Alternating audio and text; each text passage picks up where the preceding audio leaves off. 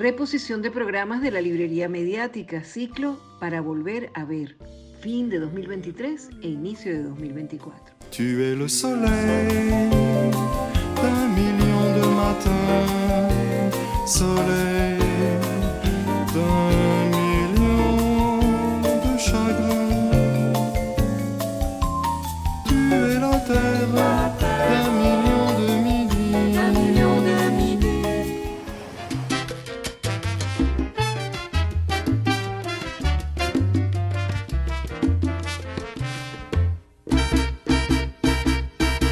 Linda calle de La Guaira, que cuando niño yo en ti jugué.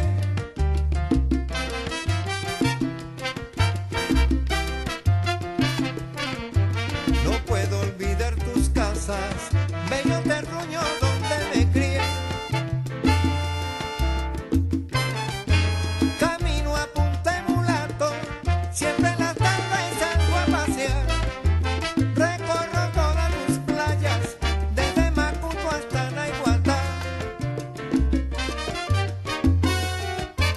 Ya no escucho a Juan Ramón, que con su té solía tocar. Son montunos, salsa y guajira, todas las tardes en el manglar. Yo no olvido a Maiquetía, desde Guamacha hasta mar y abajo. Montesano Dios te trajo, del mar toda su alegría. ¿Quién pudiera revivir viejos recuerdos de aquel ayer? ¿Quién pudiera comprender toda mi melancolía? Hay un tema que siempre nos está ocupando, que aparece, el tema de los mapas, el tema de la soberanía, el tema de nuestro territorio y que también nos trae al mar. Y entonces hay algo que Luis ha venido trabajando últimamente. ¿De qué se trata para que Luis nos hable de ese tema? Realmente Luis es una especie de enciclopedia. Yo creo que Luis no tiene cabeza, es decir, Luis Brito García no tiene cabeza, sino tiene una enciclopedia ahí.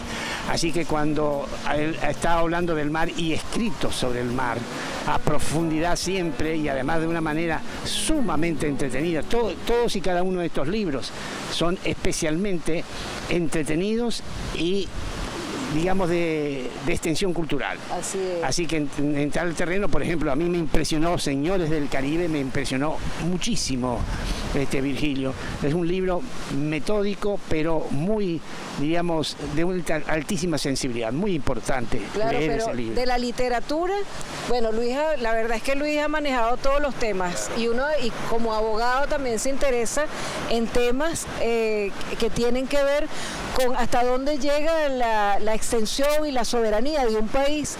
Y te ha ocupado recientemente y es un libro que estamos por leer y que estamos curiosos, que Luis nos va a traer, que nos va a regalar.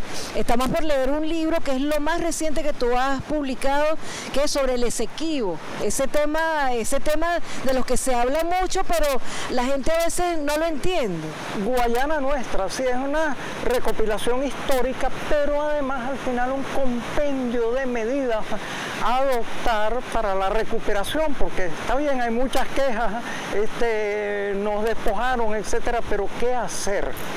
Entonces, bueno, tiene que haber una acción cultural de estudio de la población. La población del Esequibo hacia acá es amerindia y es culturalmente diferente con la población de origen hindú y con la población de origen africano que está en otras regiones. De hecho, ellos protagonizaron una rebelión para la anexión a Venezuela y como Venezuela no la apoyó, hubo una masacre, la masacre de Rupununi. Entonces, bueno, a todas esas personas, ya que decimos que es territorio venezolano, se les debe dar la nacionalidad venezolana por nacimiento. Debería haber, cuando era posible, que no estábamos tan apretados por el bloqueo, una serie de puestos fronterizos para darles asistencia médica, educativa, de la índole que sea.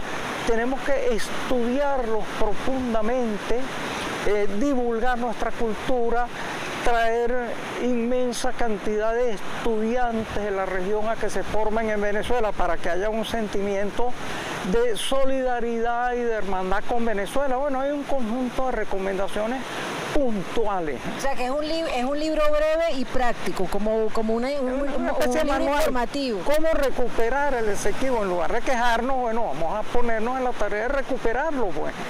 Y entonces no podemos recuperar lo que no conocemos. Claro. Que la mayoría de la población venezolana, ¿qué ideas tiene sobre el Esequibo?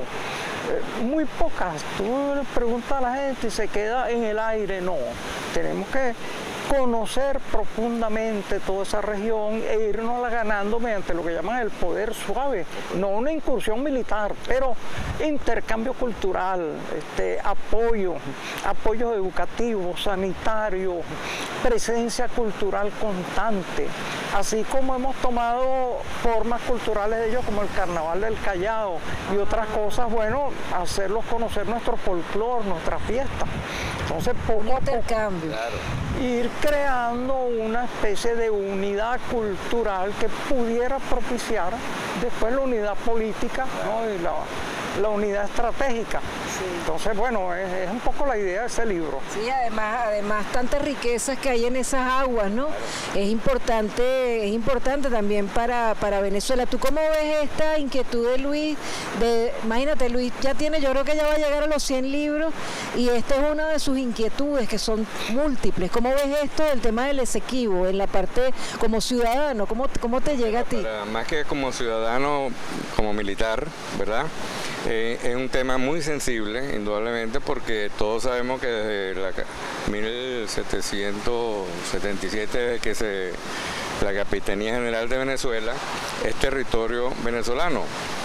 Y como venezolanos hemos visto que por influencia extranjera nos han quitado, nos han robado territorio de una manera sistemática y orientado por las potencias del momento, ¿ok? El tema de Guayana es tan radical y sensible para los militares que, bueno, nosotros el sol de Venezuela nace por el Esequibo. Recordemos que hay un acuerdo de Ginebra donde está demostrado que se tomó una decisión arbitraria y que Venezuela desconoció desde el primer día y puso en reclamo al mundo entero la decisión. Venezuela, un país soberano, hace uso de sus derechos, según el cual las partes se comprometen a buscarle solución práctica al problema. Entonces, ese territorio, históricamente, legalmente, es venezolano. Todo, hasta el río Esequibo. Juntemos filas y pongamos rodilla en tierra en defensa de la sagrada soberanía de Venezuela. Un acuerdo para la ratificación y defensa de la soberanía de Venezuela sobre la Guayana Esequiba, y se aprobó salir como una sola voz, un solo país, a defender los derechos de Venezuela sobre la Guayana Esequiba. Así que el Acuerdo de Ginebra establece que toda la controversia del Esequibo está viva, y en eso estamos nosotros y vamos a estar hasta el final. Es la consigna del corazón de todos los venezolanos auténticos, de todas las venezolanas auténticas. El sol de Venezuela nace en el Esequibo. El Esequibo es mío, es tuyo, es tierra venezolana. El Esequibo es mío, es tuyo, es nuestro. El Esequibo es mío, es tuyo, es tierra venezolana. El Esequibo es mío, es tuyo, es nuestro. Eso lo dice todo. Bellísima esa frase, ¿verdad? Esa frase ya dice lo que representa el Esequibo para el venezolano y para el militar mucho más. Indudablemente, dentro de la geopolítica, yo creo que el esfuerzo, el trabajo geopolítico, jurídico, legal que ha hecho pues, el gobierno venezolano ante las instancias internacionales ha sido determinante. Todos fuimos testigos de la ponencia pues, de nuestra representación en La Haya, simplemente explicando nuestra posición, simplemente diciéndole que, o sea, no aplica no tiene competencia la Corte Internacional, ya que hubo un acuerdo, el Acuerdo de Ginebra, en la cual Venezuela pues suscribió, y también se suscribió en aquel momento. O sea, simplemente lo que estamos diciendo, respetémonos, porque eso es nuestro. Ahora, con la figura del buen oficiante se supone, cosa que logró el comandante Chávez, ¿verdad? Y con las relaciones con la Guyana en aquel momento, a través del buen oficiante se supone que habrán las conversaciones pertinentes para llegar a un acuerdo que estoy seguro que con la política exterior de paz, de cooperación, de integración, que es nuestro proyecto constitucional de país, estoy seguro que se iba a llegar o se debe llegar a un acuerdo favorable para ambos países. Sí. General, ¿qué es la figura del buen oficiante? El buen oficiante es una figura que lo podría explicar mejor nuestro amigo Brito, pero es simplemente que a través de los organismos, en este caso de la ONU, que evitar precisamente agotar las instancias de diálogo para llegar a unos acuerdos limítrofes. Esa es la figura. El basamento jurídico no lo tendría ahorita, pero es un tercero, evitar pues la confrontación, llegar pues a esta política de micrófono internacional, y lo peor es cuando existen terceros, agentes internacionales terceros que no tienen nada que ver con este problema. Entonces, en este caso es permitir que dos países soberanos o dos países que tienen identidad puedan dirimir un problema limítrofe a través de los organismos internacionales. Algo importante que podemos hacer todos es divulgar siempre el mapa correcto de Venezuela, que indica que el sol de Venezuela nace en el Esequibo. Entonces, no quitarle el Esequibo, sino ya sentir que es parte de Venezuela. Y esas rayitas que ponían que es mientras tanto, no, o sea, entonces, darlo como entramos al tema de la promoción del libro físico, entramos al tema de la lectura, después que es parte importante del programa. Exactamente. Educativo. Entonces, esto de reunirnos acá en Los Caracas, en este sitio tan maravilloso, que a muchos nos trae recuerdos y que ha sido tema recurrente en varios programas de la librería mediática, nos lleva también a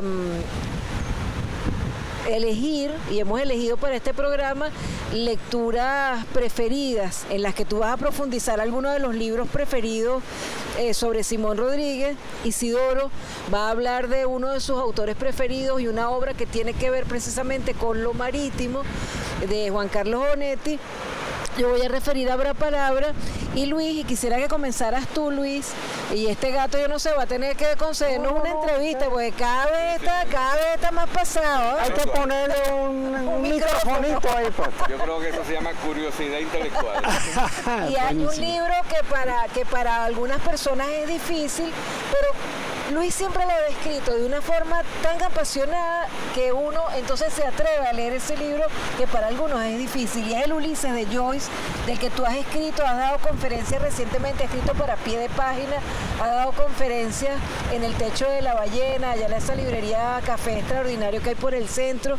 ¿Por qué te fascina tanto ese libro? María Cira, Luis nos contaba que el Ulises de Joyce también está relacionado con el mar. Sí, también está relacionado con el mar. Sí, está. Dublín es una ciudad puerto. Gran parte de las ciudades importantes de América Latina son ciudades puerto, hay una simbiosis con el mar. Ulises es como una actualización del mito de Odiseo Laertíada, del linaje de Zeus, de la Odisea, que es un héroe que tarda 10 años en regresar a casa. Yo creo que se distrajo mucho en el camino. Entonces, creo que fueron 9 años. Bueno, pero en todo caso, el personaje del Ulises tarda también en volver a su casa con unas 14, 15 horas deambulando por Dublín, y simbólicamente le ocurren las mismas peripecias que al héroe mitológico. Ahora, lo interesante es la bellísima innovación literaria, es un libro oceánico. Por ejemplo, en el capítulo inicial dice el mar con sus 4 palabras discurso. Y lo que viene es una onomatopeya, estroza, traza, sí. Lo que estamos oyendo ahí de fondo, así es, una cosa, bueno, me atrevo a decirlo. Uno de los personajes dice el mar verde moco. Yo leí aquello, eso no se puede decir en una novela, no, sí se puede decir. Y entonces Ese deambular como de marinos por el océano de la ciudad repleta un libro extraordinario, con episodios simbólicos. Está, por ejemplo, Circe. Hay una casa de mala reputación. En la Odisea había una hechicera que convertía a los hombres en cerdos. Y entonces en ese sitio alucinatorio pasan las cosas más inconcebibles que iba después a inventar la literatura psicodélica. Toda la literatura del siglo XX y parte de la del XXI está ya prefigurada en el Ulises.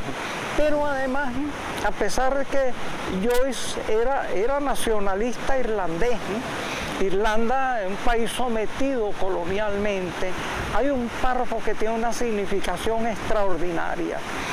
Uno de ellos, de los personajes, un amigo él se está afeitando en la torre donde viven y hay un espejo roto, y entonces uno de ellos comenta: el espejo roto de un sirviente. Esto es el arte irlandés. Fíjense ustedes, qué terrible. Es decir, siempre el arte de un país colonizado es subordinado. Y entonces otro de los personajes de Joyce dice: mi misión, no serviré más a aquello en lo que no creo, y crearé la increada conciencia de mi raza. Y entonces hoy en todo el mundo se habla del Ulises y del Dublín, más que de la literatura inglesa. Irlanda se liberó, y entonces se liberó primero intelectualmente, y hoy estamos hablando de Irlanda. Es decir, gracias a ese libro prodigioso que le recomiendo a todos ustedes. Para mí es quizás la novela más apasionante que he leído, y hay que ver que he leído novelas buenas, pero...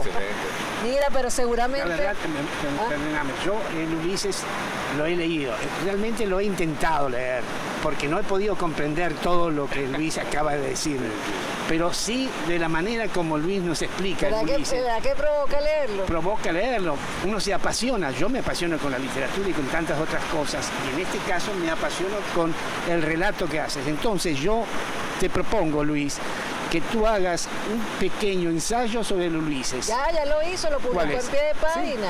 Sí. No, ya lo leí. Muy breve. Ya lo escribí, sí, y entonces está en pie de página, pero ese número de pie de página no ha salido todavía. Un detalle para la cronología: el año pasado se cumplió un siglo de la escritura del Ulises.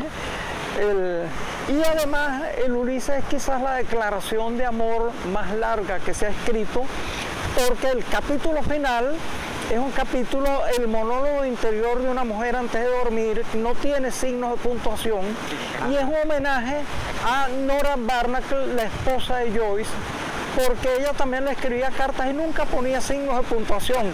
Entonces era un amor prolongadísimo. Ajá, y ese libro sucede, si mal no recuerdo, el 4 de junio de 1916, y una vez le preguntaron... Perdón, ¿a qué hora? No, es todo el día, pero ese día fue el día en que James Joyce se le declaró a Nora Barnacle.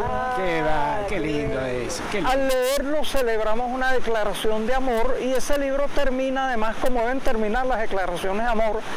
El personaje que está a punto de dormirse y que tiene ese monólogo interior largo, se le hace una propuesta amorosa y dice: sí, sí, quiero, sí, sí, sí. Termina con una gran afirmación a la vida y al amor. Maravilla. Ese libro también tiene, ese autor tiene un premio del Festival de Novela Gráfica de Angoulême. Alfonso Zapico hizo un libro que se llamaba Dublinés. Ajá. Dublineses, que habla de James Joyce a través de la novela gráfica, y la verdad es que es bueno entrar a James Joyce desde ahí, después escuchar a Luis y después intentar la lectura del Ulises. Para ti, Onetti, el astillero, y esa relación con ese mundo de Onetti, uno de los mejores escritores latinoamericanos, ¿por qué te llega tanto? Estas obras completas de Onetti que tienes tú por aquí.